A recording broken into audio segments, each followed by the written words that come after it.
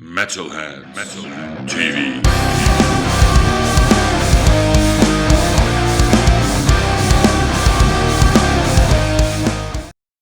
Okay.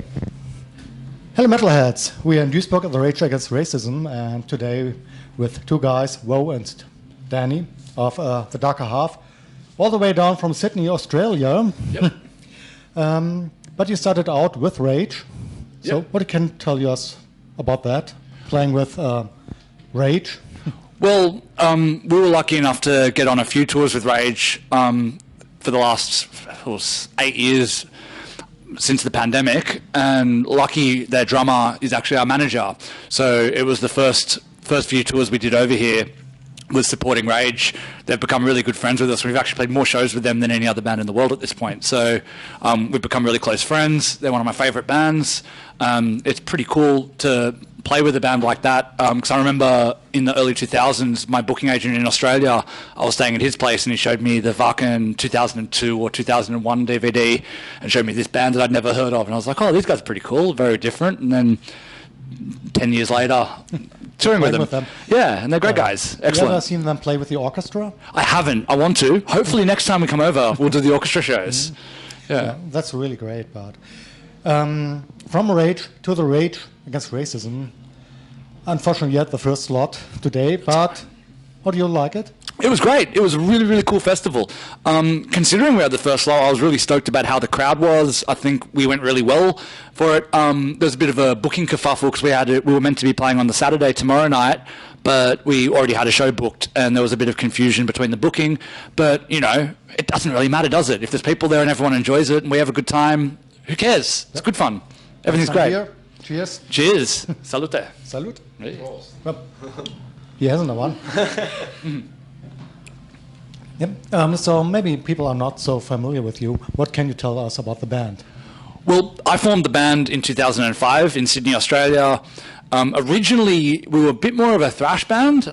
We had a lot, the original influences. Didn't sound like that. I know today. it didn't. Yeah, well, it's changed a bit over the years. Like, I was an accidental singer, so I was into Metallica, Testament, Slayer, Big Four sort of stuff. Mm-hmm. And when I was looking at these bands and checking them out, and every single band listed their influences, and it's Iron Maiden, Judas Priest, Iron Maiden, Judas Priest, and believe it or not, I hadn't heard of these bands at the time. So I was like, I better check out Iron Maiden. And I heard Aces High for the first time. And I was like, oh my God, it's like a guitar solo that's two guitar solos and a riff at the same time. And then the vocals started. And I'm like, okay. And if you look at our first demo tape, you can literally hear the moment I discovered Iron Maiden halfway through a song when it was being written, where it's like this like Slayer worship and then all of a sudden this big harmonized bridge. And yeah, as I started learning how to sing better, I realized I kind of had the range to do this sort of stuff and kind of took it from there. And I've gradually developed more into, we're not a power metal band. We're not. But we developed more in this classic heavy metal, classic modern heavy metal sort of style. Yeah. And now you're playing here in Duisburg, Ruhrpott, the Bay Area of German thrash metal. Yeah. Creator, Rage. Oh, really? I didn't know that. Yeah, Creator, Sodom, Rage, they're all coming from the area Oh, no around shit. here. Yep. Oh, awesome. Awesome. So, yep. Wow. Wow.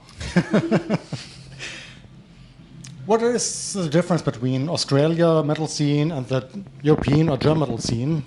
I find over here it's much more of a culture just for people to go out and support, especially the older style of genre, similar to the stuff we sort of play. Back in Australia, like the metalcore stuff is very popular at the moment, so those bands do very well and a lot of people go out.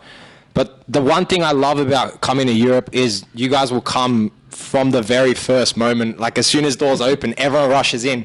That's like, we went and saw Bruce Dickinson on a day off recently in Tilburg, and we were just like total idiot Australians. We're like, oh, I'm just going to go see Bruce. That's very much like the mindset back home. Everyone in Australia will miss the support bands. They don't support like anyone else. We're guilty of it too. But yeah, they just go see the headliner, whereas like you guys come out and support us. And like Vo was saying, we had the first slot, and we hope you guys had a good time. Thank you for coming out. It was a great really show. cool. I just want to add a little bit to that. Beyond even the metalcore stuff, even when I first started doing this band and metalcore wasn't really a thing yet, the Australian metal scene was very heavily based around death grind and black metal. Really? And yeah, very much so.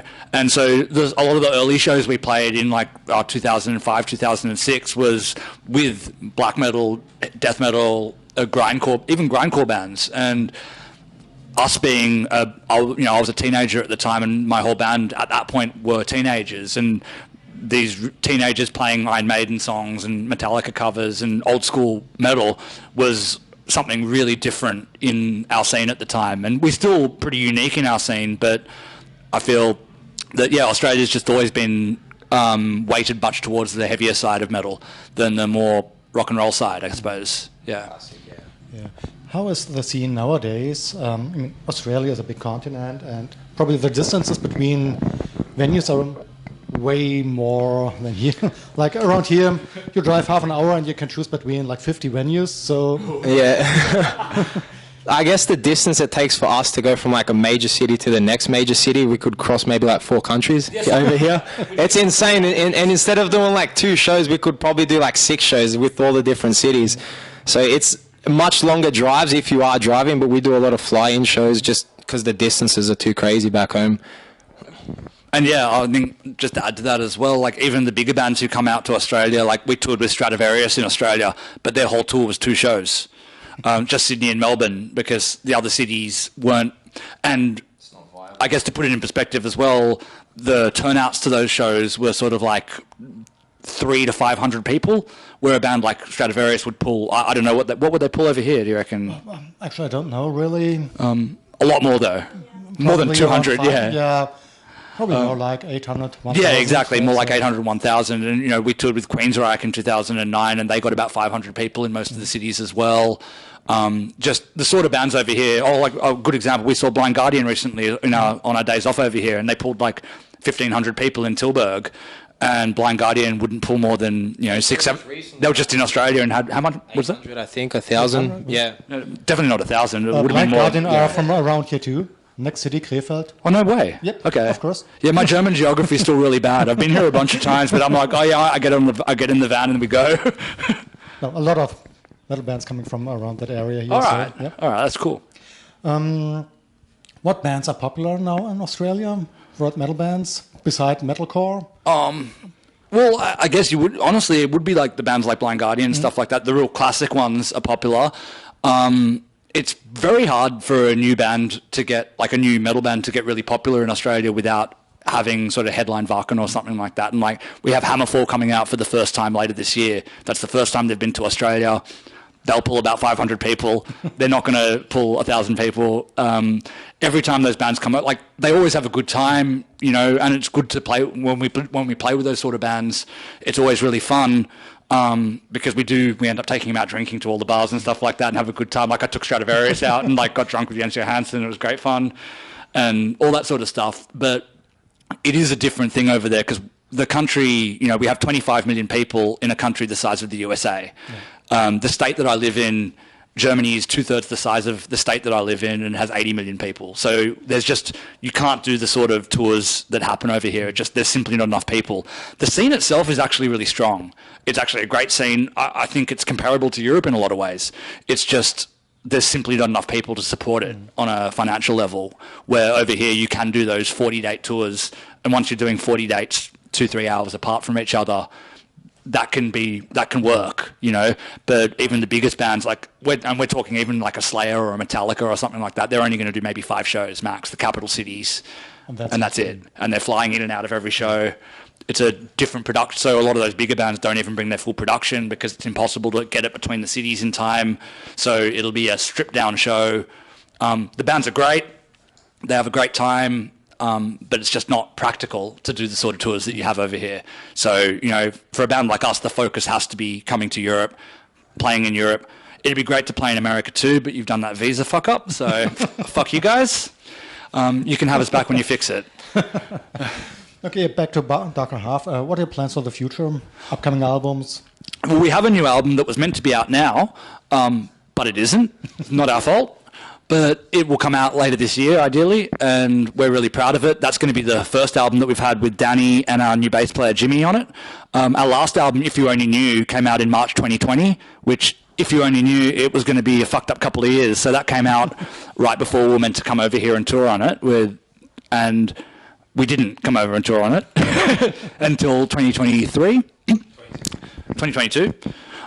But it's a great album and you should check it out. It's out on Massacre Records, and the next one will be coming out on Massacre Records too. And I don't think we've announced the title yet, but I'll announce it here now. It's called The Book of Fate, and it's going to be freaking excellent. Yep, check it out. Yeah, it'll be excellent. And I'm going to let Danny talk about this one too, because it's the first one that he's had a writing input on. Yeah, so this new album, Book of Fate, as Vo just stated the title, this was cool for me because coming into the band, I joined these guys start of 2019. So being a fan of the band beforehand, so I already knew like the stuff that I liked, that earlier, faster, thrashier stuff. So coming into this band, I got to bring back that like old school energy, the old spirit. Whereas Vo's like in his Metallica load phase now, and I'm bringing in that Kill 'Em All energy. So it's cool for me. I think 4 songs made it, that ones that I brought to the band, and they were obviously like stoked with it. Gave it the little darker half tweaking, gave it that extra little spice and energy, and yeah, it's going to be exciting. We've been playing some of these songs on this recent tour, yeah, and I can't wait for you guys to hear it. Yeah, you're coming back for a tour with that album. Yeah, we'll be coming back for the tour with the album, but we have to work out the release date first. And we don't know what that is yet. So it's been a real kerfuffle getting this released. There's been miscommunication between band management, label. It's no one's fault, not blaming anyone, but it is what it is. And when it comes out, it'll come out, and that'll be great. And you will get the news out. metal-heads.de. So metal-heads.de, absolutely. Thank you, guys. We're going to enjoy the festival, have a few more beers, and oh, absolutely, a few more beers. Lot. Yeah, come on. So, cheers. Salute. Rage Against Racism, fuck fascism, and beer. Beer. Hell yeah. Don't fuck beer, drink it. Yeah, of course. Not fuck it. Drink it. Much better. Yeah. Metalhead TV.